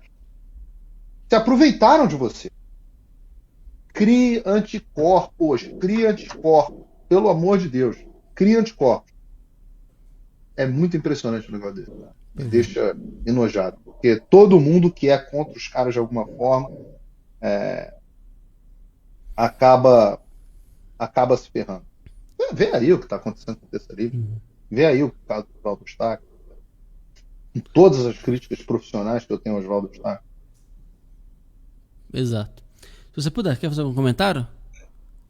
Não, Pelo amor de Deus, quero que sua dúvida faça um comentário, sim. Eu acho o seguinte, que eu outro dia estava lendo coisas sobre a operação Lava Jato e propriamente o chamado lavajatismo, e você vê o seguinte, que claro que as pessoas viam que o PT era corrupto, que o imenso esquema que eles tinham montado no país, mas você vê que a operação ela foi conduzida para depois criar uma influência política de quem viria depois do PT. E essas, a serem verdade, esses diálogos que o Paulo mencionou aí, você vê o seguinte, que a solução Bolsonaro tinha que ser afastada. Nunca poderia ser... Bom, então, quer dizer, então você deixa de ter a justiça contra a corrupção e passa a ter uma operação da justiça que é política. E que tem finalidades políticas. Ou seja, de conduzir o país a uma determinada solução. E a pergunta que fica, e eu sempre fiz essa pergunta, quando o pessoal fala da Lava Jato, etc., eu fiz essa pergunta. Por que o Moro, tornando-se ministro da Justiça, em que ele tinha muito mais alavancas na mão do que o que ele era, que era um simples juiz, por que ele nunca aproveitou para prosseguir a Lava Jato, então, e estendê-la a outros campos que não fosse o PT? Porque a corrupção existia em muitos lugares. Por que ele não aproveitou isso? Por que ele não aproveitou essas alavancas que ele tinha? Como outra coisa, não é, Paulo? Por que ele, após deixar de ser juiz, no caso de juiz, digamos que eu compreendo, o que eu vou dizer, compreendo. Ele criticar o Supremo Tribunal Federal pelas medidas era impossível. Mas por que ele, depois que ele era ministro, e portanto o ministro é um político, não é mais um juiz, o ministro está na vida política, por que ele nunca invectivou o ativismo judicial, para dizer pouco, do Supremo Tribunal Federal. Porque a mas missão política é essa. O Moro vai Claro. criticar. Não tem como. Se você puder que a gente estava feliz, estava todo mundo feliz quando o Moro estava fazendo ativismo judicial para prender metade do mundo, várias dessas pessoas ilegalmente. Lamento. O que o Moro estava fazendo quando estava batendo papo com o procurador também é ativismo judicial deep state. Independente de quando é na direção que a gente gosta ou quando é na direção que a gente não gosta, é ativismo judicial da mesma forma. Isso só tem uma hora, o chicote muda de mão e não adianta. A gente sempre acaba ferrado. Por isso que eu digo, ou o cara era escravo da lei e não adianta. Hoje não dá mais. Quando eu comecei a falar sobre essa história, eu era sozinho. Era muito solitário, que era tudo mato. Quando eu comecei a criticar o Sérgio Moro, falei, olha, esse negócio do sujeito passar por cima da lei para prender bandido, não, mas é o único jeito, se não for assim. Eu falei, eu já sei como é que essa história termina. Eu sei como é que essa história termina. É claro que no momento onde você abre mão da camisa de força das leis para fazer justiça política, justiça social, etc., isso termina mal. Claro que isso termina mal. Então, quando o Moro estava prendendo todo mundo, estava todo mundo batendo palma, algumas prisões eram merecidas, outras não. É normal alguém estar preso. Eduardo Cunha não foi o Moro, foi o Brito. É normal, eu acho que foi o Brito. Talvez o Moro também tenha prendido o Eduardo Cunha. Tanto faz, é a mesma coisa. O cara está preso preventivamente há, sei lá, 4, 5 anos. É normal? Isso. É normal uma prisão preventiva daqui a 4, 5 anos? Cabral, vamos pegar o bandidão maior. Está preso preventivamente há 4 ou 5 anos. É normal isso? Alguém pode me dizer que isso é certo? Não, mas então você está falando que tem que soltar o Cabral? Eu estou falando, não. Questão da minha opinião. Questão de que a prisão preventiva tem um propósito. O cara não está preso preventivamente. Não, mas então ninguém no Brasil vai ser trânsito e julgado. Entende como os argumentos são sempre em favor do ativismo judicial quando ele nos interessa? Então tem jeito. Hoje está aí. A verdade é nua e crua, cada vez mais aparecendo. Não tem como você defender mais Lava Jato. Lamento. Você que está me assistindo, lamento dizer para você, indefensável. Mas vão anular a sentença do Lula, não sei o quê. Quem manda fazer as coisas nas coxas? Quem manda fazer as coisas combinando com os outros? Por que ninguém cobra os procuradores de fazerem o trabalho direito? Em vez de fazer o trabalho... Se não fizer assim, daqui a pouco não vai ser o Lula, vai ser o Bolsonaro. Vai ser o Flávio, vai ser quem quer que seja, pô. Ou tem lei ou não tem lei. Mas o processo legal é ruim. Muda o processo legal, só tem esse caminho, pô. Senão não é república. Senão é juristocracia, pô. Não, acho que é interessante, porque se você puder, esse questionamento que o senhor levantou, eu preciso fazer uma meia-culpa aqui, né? Há uns anos atrás, né, quando eu estava discutindo sobre isso, com um amigo meu que é um cara meio de esquerda, não é petista, mas é um cara mais da esquerda, né? Ele levantou essa questão, né? Falou assim, mas por que o Moro ele só está atacando o PT, não mira no PSDB, né? E a esposa dele, inclusive, né, suspeita a relação dela com o PSDB, etc, né? E eu lembro que na época eu descartei, né, esse argumento, né? Não tinha levado a sério, né? Hoje eu percebo que eu tinha fundamento essa objeção, né? Tinha de fato fundamento essa objeção e motivado, né, por um entusiasmo político, né? Eu acabei tolhendo a minha análise dos fatos ali, né? Eu tenho certeza que muitos que apoiaram o Sérgio Moro, que hoje se arrependem, têm essa mesma impressão, né? Sede de justiça. Sede de justiça. A impunidade no Brasil é tão grande que você vê alguém sendo punido, você pensa, isso de uma certa forma é justo. Na primeira camada que você olhar, você vai falar, isso de certa forma é justo. É claro que é justo que o Sérgio Cabral esteja preso. Agora, se não for pelo devido processo legal... Pois é. É justo. E há uma outra coisa que eu sempre... a mim sempre me criou uma dificuldade muito grande. É que, se você vai analisar as condenações do Lula, elas são por crimes que existiram, mas por crimes menores. Mas, na realidade, o grande crime do PT, que por isso é que eu dizia até que o país merecia uma Nuremberg, o PT e aliados, né? E coniventes, aí põe PSDB e tudo, que mostrasse esse grande esquema de tomada do Estado para serviço de um projeto político. Foi isso que nós vimos na Petrobras.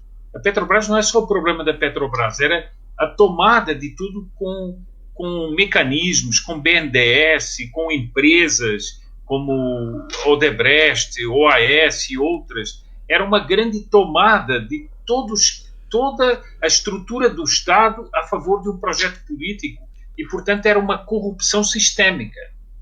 Por que isso nunca foi julgado assim?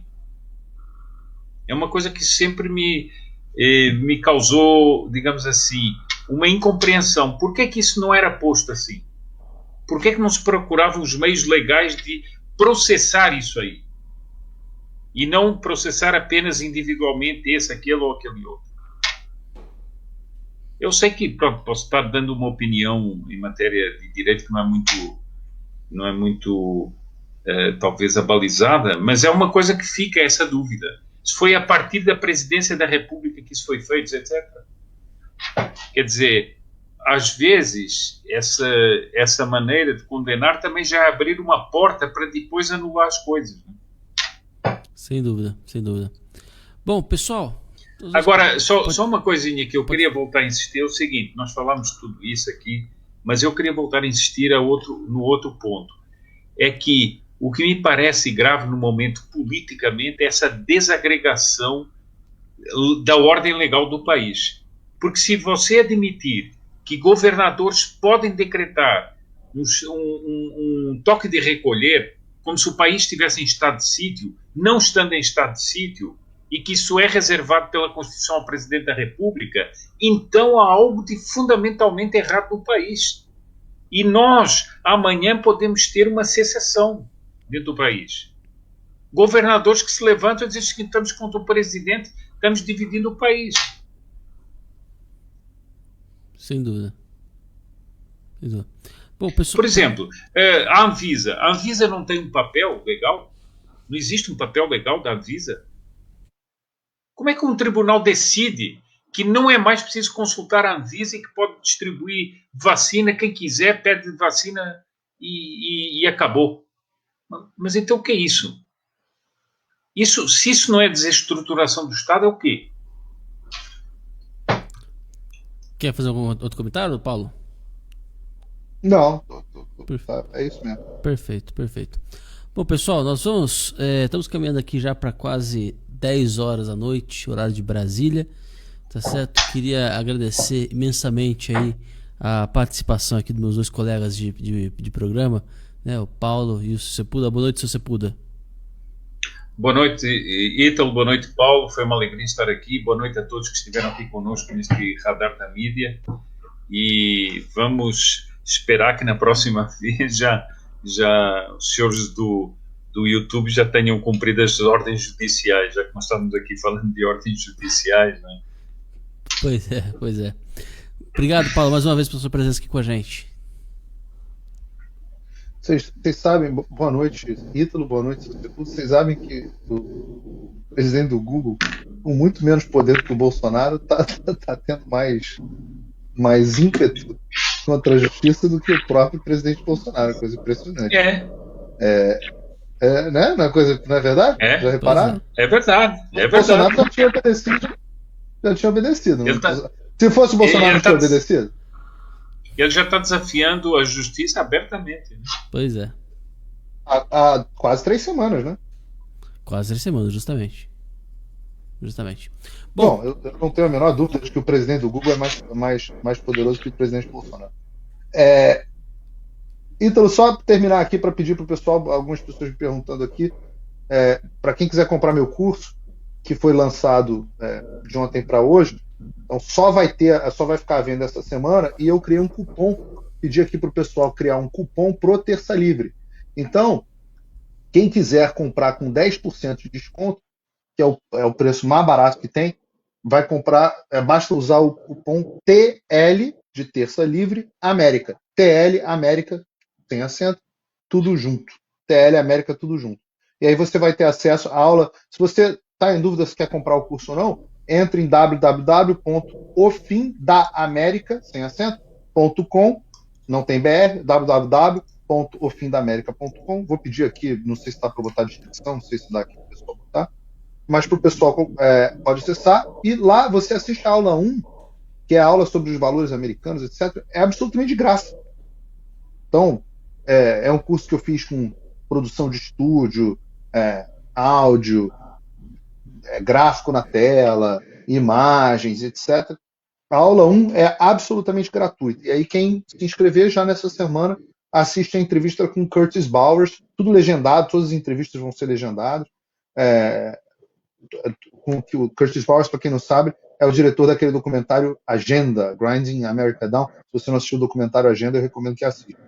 Então, www.ofimdaamerica.com, aula inaugural gratuita, cupom TL América, tudo junto, sem acento, 10% de desconto, você vai pagar o preço mais barato, que foi o preço que eu dei para os meus pré-inscritos. Então, obviamente, para as pessoas, para o pessoal do Terça, é uma forma de você conseguir utilizar. O curso só vai ficar à venda essa semana, e o cupom também é válido por tempo limitado. Então, entra lá e faz a www.ofimdaamerica.com. Maravilha, perfeitamente. Então, última informação aqui, pessoal, antes da gente encerrar, a Justiça ampliou mais uma vez a multa diária devido pelo Google, né? Então agora são R$30 mil por dia, a menos que o Google devolva todas as funcionalidades, tá certo? Então, última notícia. E não vale a pena ainda, tá, Ítalo? Não vale a pena ainda. Exatamente. Porque impede o funcionamento. As pessoas precisam entender isso, porque isso impede o funcionamento da empresa como um todo. Depois, para a gente recuperar a audiência, você vê o estrago que a gente teve na audiência quando a gente parou para as festas de final de ano. Uhum. A dificuldade que a gente tem a gente vai ter para retomar depois, para a audiência reconstruir anos e anos de audiência, ainda considero insuficiente a medida do juiz. Eu acho que já, a essa altura ele já deveria ter pedido prisão do presidente do Google por crime de desobediência. Afinal, ou está obedecendo ou não está obedecendo. Perfeito. Bom, mas em todo caso, nós nos vemos amanhã, pessoal. Muito obrigado a todos vocês que nos assistiram aqui, tá certo? Pelas todas as plataformas, pelo Facebook, pelo Instagram e pelo Twitch TV. A gente volta amanhã no Boletim da Manhã. Um abraço, fique com Deus.